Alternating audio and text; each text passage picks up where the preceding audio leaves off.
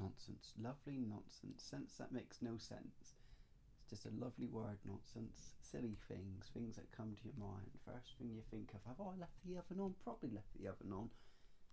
No house, burnt to the ground. Homeless. Me. How would I survive? Probably ask for handouts. Oh well. Letting your mind skip to one thing to another and just seeing what comes up and just having things be purely crazy is just a little bit of fun. Anything goes, nothing goes. When does nonsense stop being nonsense and become sense? You know, at what level does that start? You know, is everything nonsense in a sense? Money is nonsense. We've given money a predisposed. What's the word I'm looking for here? You're looking for the word. We give it expectations, I suppose, money. We put £20 on, but what is £20? It's a fictional idea. Construct, if you will. That's nonsense. But it means something to people, so it makes sense. Or does it? Who knows? Does this make sense? Does it need to make sense? What is sense? Smell, taste, lick. Wait, not lick, because that would be part of taste. So it would be smell, taste, see, hear. Oh, I'm 5 senses, so I'm missing one. Smell, taste, see, hear, feel? I'm not sure. What is the 5th sense? The 6th sense is like extrasensory perception, which is to do with ghosts and psychic abilities. Ooh, getting a bit strange now. What does it all mean? What does it all mean in general? What's the answer to life? Maybe that's a nonsense question. Maybe this entire wondering about anything is nonsense. Philosophy is just a study of people trying to make sense of things they may already know. It's absurd. It's absurdist.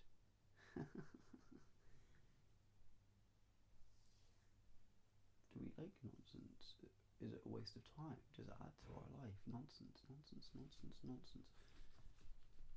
Oh, I'm starting to lose all meaning now, the word. I've said it too many times. I think that's another interesting little aspect of reality, is if I say something too many times, the word does not sound like it used to sound like to me, and now it means something different.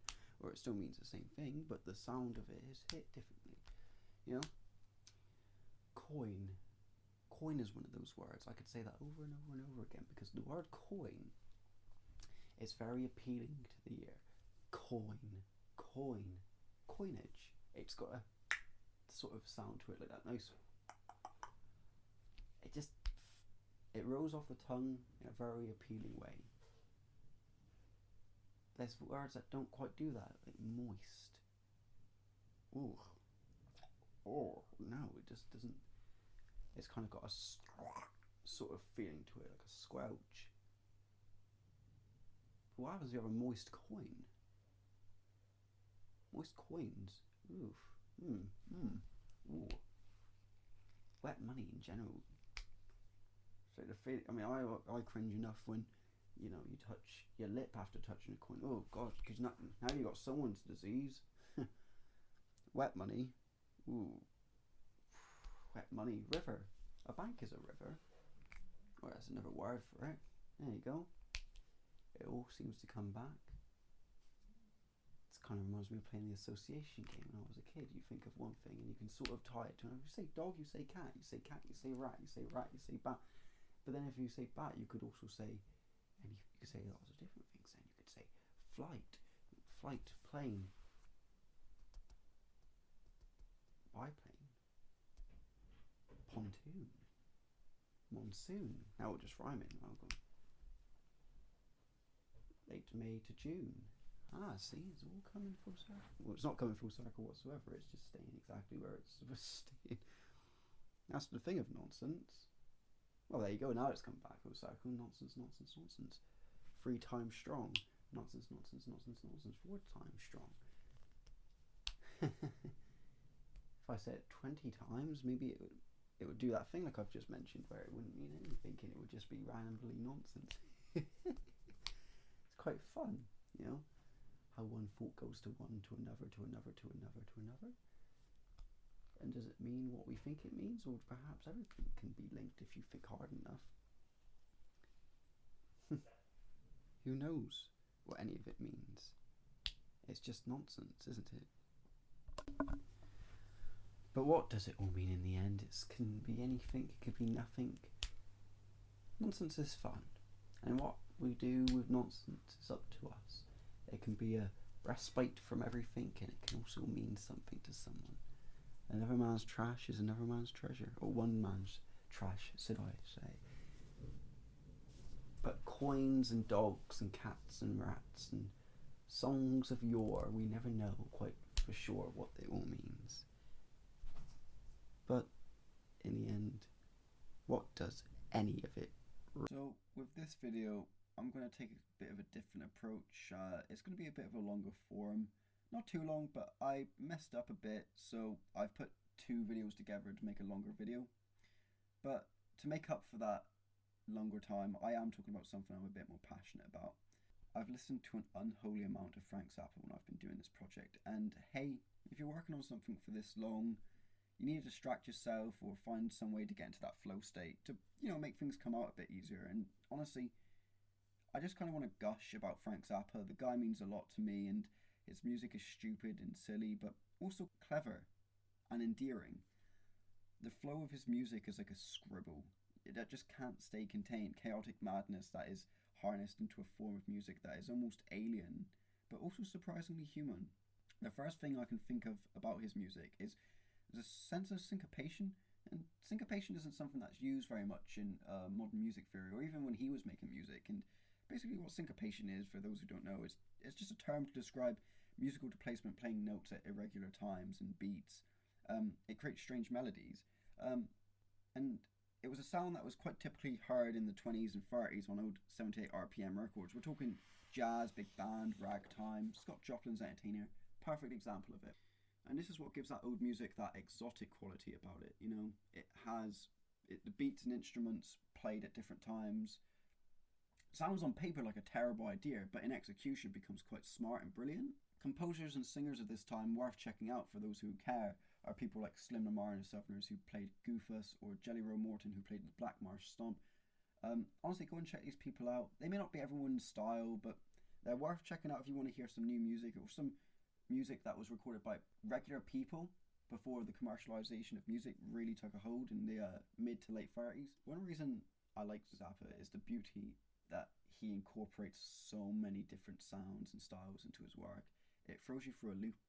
You can listen to something by him like Peaches on Regalia and then Watermelon and Easter Hay, which are both excellent songs in their own right and both instrumental songs, but be completely surprised they were composed by the same person. Another reason I like him is he's also an excellent satirist, very much in the same vein as R. Crumb, another beloved creator of mine. He's critiqued America from the 60s to the early 90s up to his last dying breath. Everyone from the hippies and their free love and peace talk to the religious fundamentalists with their fire and brimstone.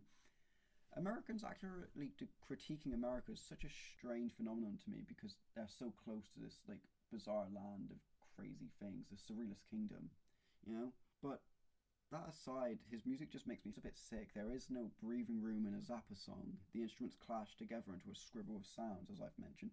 A scribble that does not want to sit still for 2 seconds. It cascades, it falls, it swells, it implodes, not to mention the man played everything.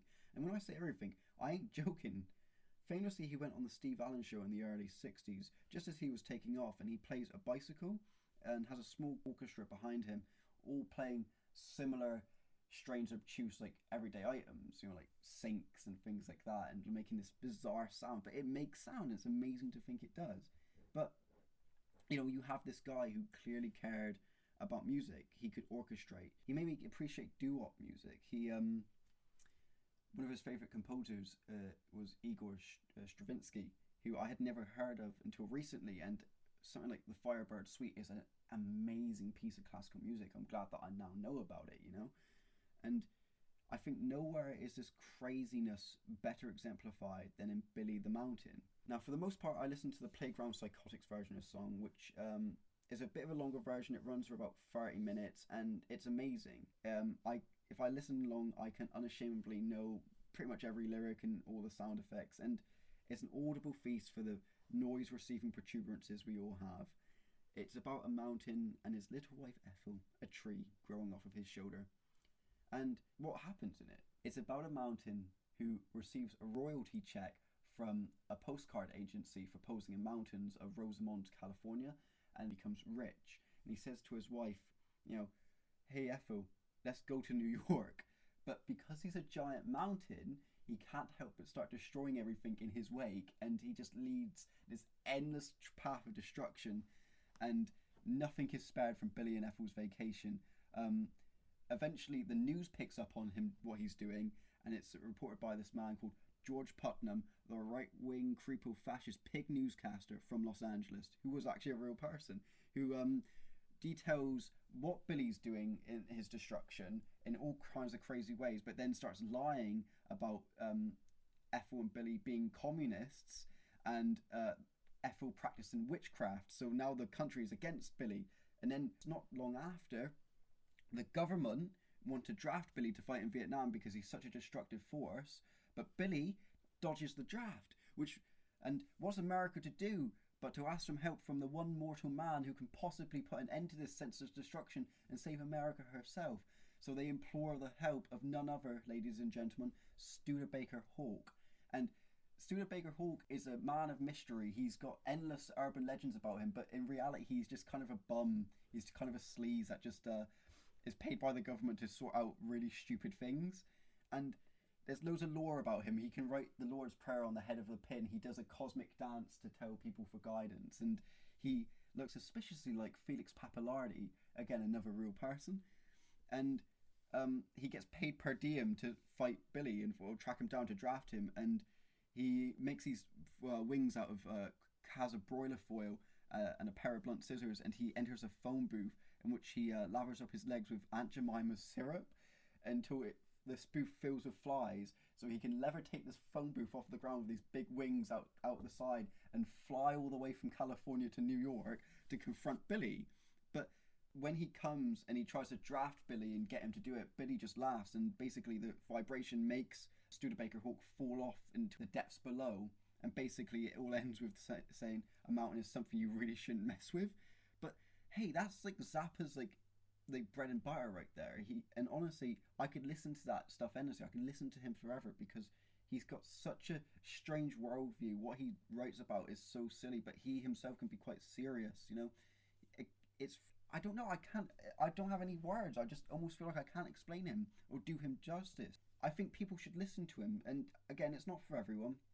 He's very strange. He himself looks really sinister, like really off. He's got a deep sunken eyes. He's got this like big mustache and this big square soul patch,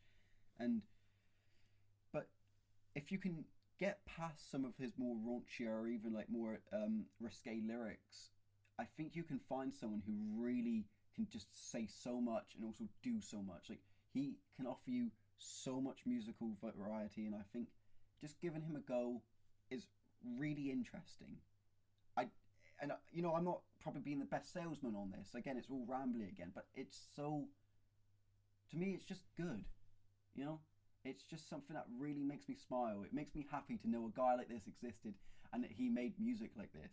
It just puts a big dopey smile on my face. And I think, things like Billy the Mountain, or like We're Only in It for the Money, which is another critique of like hippie music and like the Beatles and things like that. It's just he was on the money, he was on the ball, and honestly, like I said about 100 times during this, if you get a chance or you feel like you want to listen to some crazy music, he's there for you. He's got so much music to listen to, and I hope maybe that we could all have a good conversation about him one day, but that's just wishful thinking, I suppose. One question I always ask myself, what would I do if I had unbelievable psychic abilities? It's a fantasy that I have. I sit on swings a lot of my time and like to swing, and it often just starts there. My fantasy is that I sit on a swing, maybe there's a few people around, maybe there isn't, and it all predicates on the fact that with this unbelievable psychic ability, I would swing so hard that I'd launch myself into the sky and go somewhere else. Maybe I'd skate. I'd fall back onto the ocean and skate on the water. I'd like to have a few jets scramble on me and just like mess with them in like maybe a cartoony fashion. Maybe I'd go to America. I think I would try to take over the entire country and just maybe have a big following behind me, and just try to see how much power I could really get away with if I had this much power. You know, I'm not going to lie to you. I would probably go mental with psychic abilities. Probably more to the detriment of myself, and like more of a curse, I suppose, than any sort of gift. You know, I would try to take over at least one country and just have that power to do so. Like, it just feels like it would be a good thing to do. But there's also a level of me who thinks perhaps, you know, with that power, you know, maybe I could save people, maybe I could help people. But I know that's the altruist's opinion. That's the way that everyone would probably try to look at it. Like, just the way people want to be able to look at high power, strong powers. Like, what would we all really do with a lot of power? And I would be honest. Though at the same time, I also think I'd probably get really bored of doing like crazy stuff after a while, and probably just want to sit down and read a comic book. You know, just read like my books and just sit down and just be left alone. But I can't lie. There's such a big part of me that just thinks that having this power would be it would probably drive me insane, because I would be able to do what I want when I wanted to whoever I wanted, and there is no repercussions, because who's going to be able to stop me? And it's and a character I think of a lot when I come to this headspace is Tetsuo Shima from Akira, by Otomo. And again, it's the same sort of dichotomy. It's he's given unbelievable psychic abilities, and he goes on a massive rampage to go and find Akira, this unknown being, which is the source of all this psychic awakening, to try and control his powers, to understand his powers, whatever you want to say. And it's the same thing right here, is that he kind of just goes mad, and you know, he almost views himself as maybe even like a hero. Like, he has a big following at one point following him, and like there's a brilliant scene in the film when he rips the clothes off a mannequin and creates this cape with it, like a superhero's cape. But he's anything but. He kills people. People die because of him. He literally kills people. He's about 15 years old, and he's an orphan. He's a delinquent, whatever you want to say. And though I don't follow him that much in that space, I have parents. I suppose, you know, I'm a pretty alright guy, but I don't know. It just seems like with that much power, who wouldn't go mad with it? And you know, and that's a very pessimistic outview of the thing, I suppose you would say. And you know, there's always a positive to that. I mean, look at Peter Parker, for example, who's, of course, we all know, is Spider-Man. I mean, he has to be Spider-Man, right? I've never seen Peter Parker and Spider-Man in the same room at the same time, you know?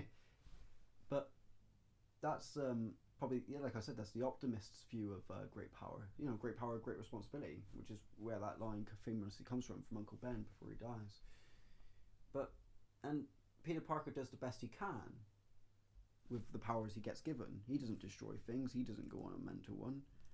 And I guess that's just symbolic of people in general. Power, and especially like this great psychic ability, it's just symbolic of the power that human beings kind of already possess, you know? Like, just because we all have bad days doesn't mean we all go around hurting people. But perhaps because it's consequences to that, you know, there's also a lot of morality to it and things like that. But again, that's the whole interesting point of seeing this psychic ability thing. And going back to the fantasy for a second, like jumping off that swing, and maybe even just leaving a big like image in the clouds when I pop through them, just to be like, yeah, you know, I'm here. What are you gonna do about it? You know, I'd mess with a few people on planes. I think I'd be like, you know, you knock on the window and see if people lift it up, and they'd be like, what the hell is going on? It's like a lot of it's. And this is the thing, with a lot of power like that, I think I would be very childlike with it. I'd be very, I would probably try to be a superhero. Maybe would try to do some good, you know? It's very easy to be pessimistic with a lot of power, but, you know, I can't deny that I would do things that perhaps I wouldn't do otherwise with power like that. And it's a scary thought to think what happens when man gets so much unlimited power. Well, and I mean that's the allegory of psychic abilities in Akira anyway. It's a sort of idea of like nuclear power. Of course, it's Japanese, and the Japanese have experienced horrible atrocities in the name of nuclear power and things like that. I mean, being the only country in the world who ever experienced a nuclear bomb being dropped, and it's just like, and again that goes on to what like Godzilla is.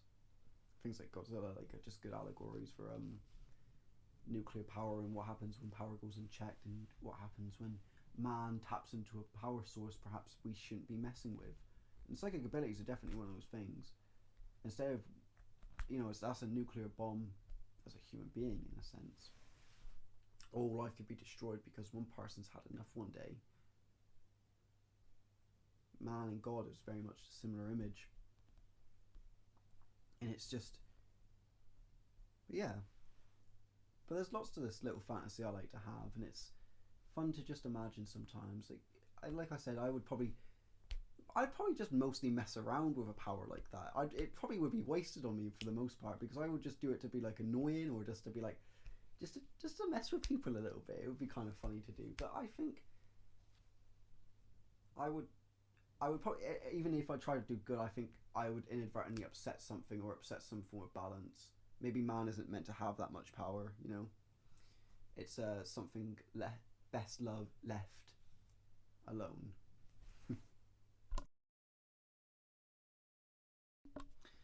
I'm going to talk to you about hair. Not just any old hair.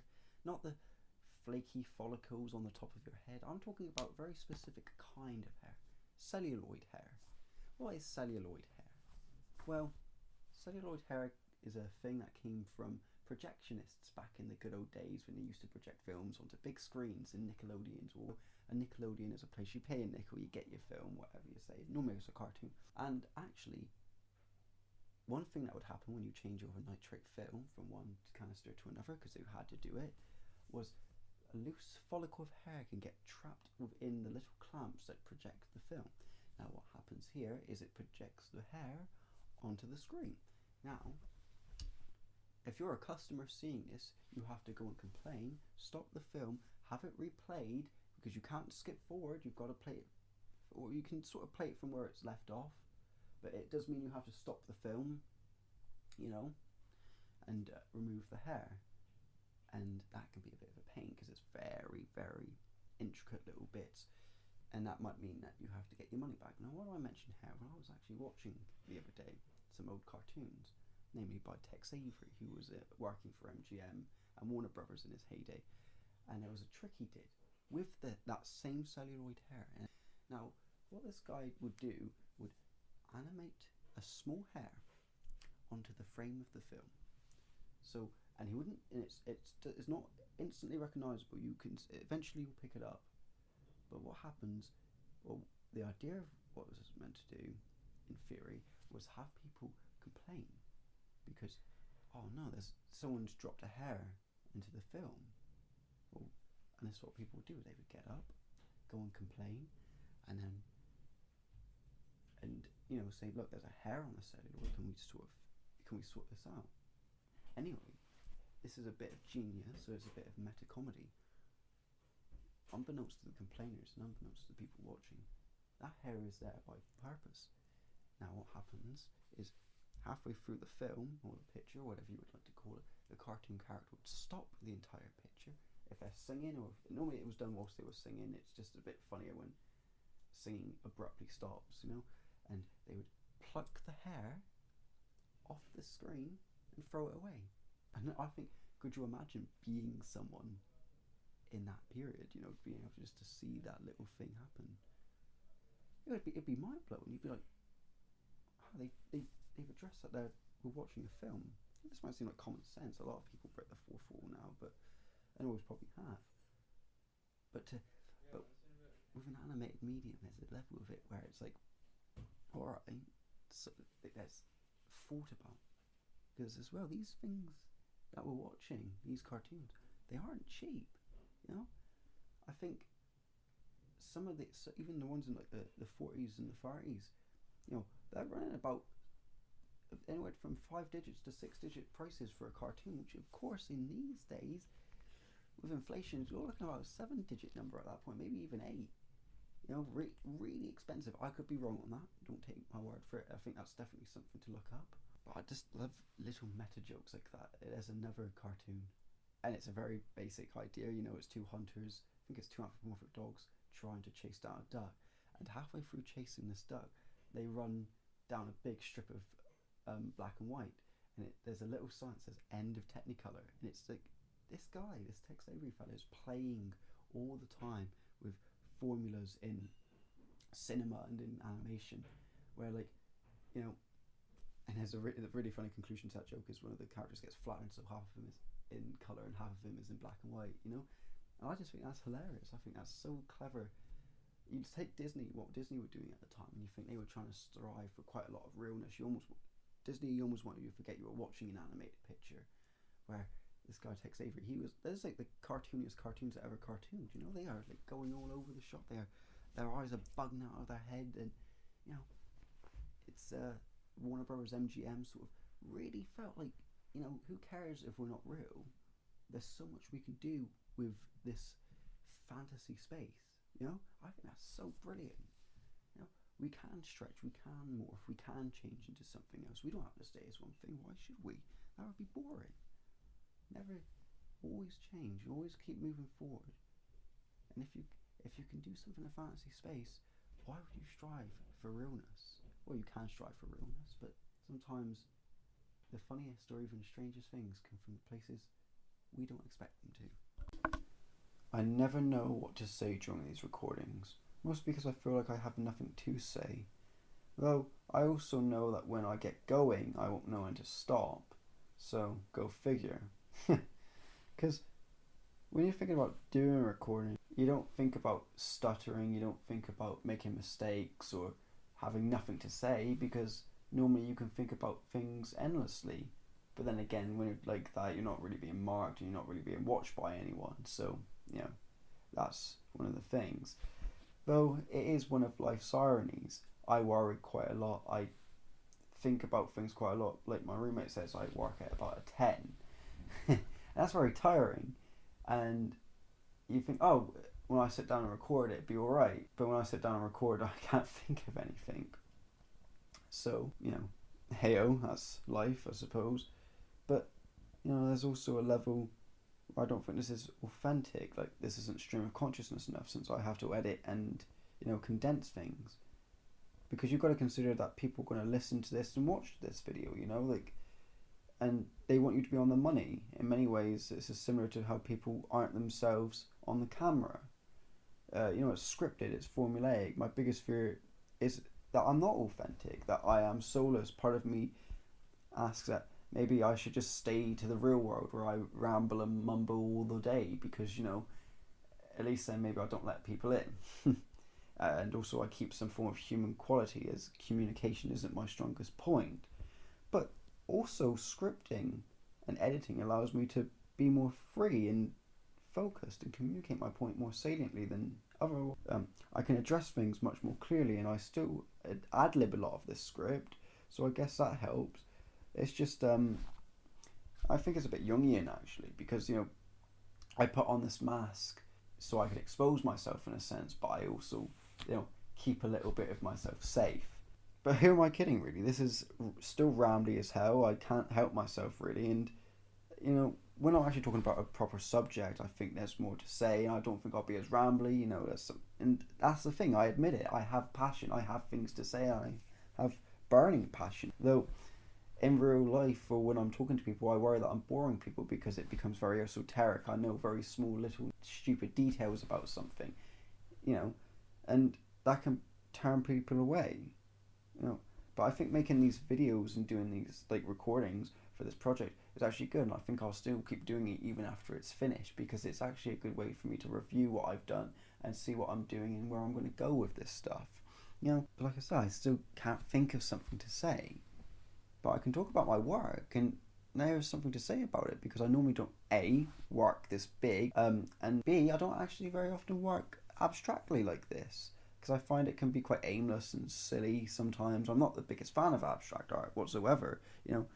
Oh, I've scratched 3 lines of colour onto a canvas and I'm going to sell this for $250,000, you know, and I'll rake in the dough and all the ego validation that comes with it. And I think there's no effort in that. I think that's very silly. I think that's very, you know, ham-fisted.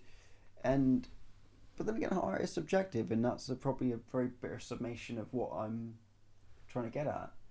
And I think, for at least for me, the reason I don't feel the same way about this is because it's very obsessive, you know, it's very laboured, and I like that about it. I don't think I could do it otherwise. It needs to be obsessive. I like to imagine that if every dot and dash that you see throughout these videos or whatever I show you is a worry, then at least I'm getting a lot of the worry out, you know. I think I'd probably need about 50 partitions to get all the worries out, you know. But that's even not very many partitions if you were to think about it logistically. But, you know, I think that's what I like about this stream of consciousness stuff. It helps me, like, evaluate. It makes me look at things in a different light, perhaps. And it helps me, perhaps, develop some communication skills and to help me become more articulate in what I believe and voice myself more strongly. There isn't a person in front of me. So perhaps you get to hear the unfiltered, candid nature of how I talk. And at the end of the day, I hope it gets a general idea across and that I can make a satisfying, interesting video and let all of you in.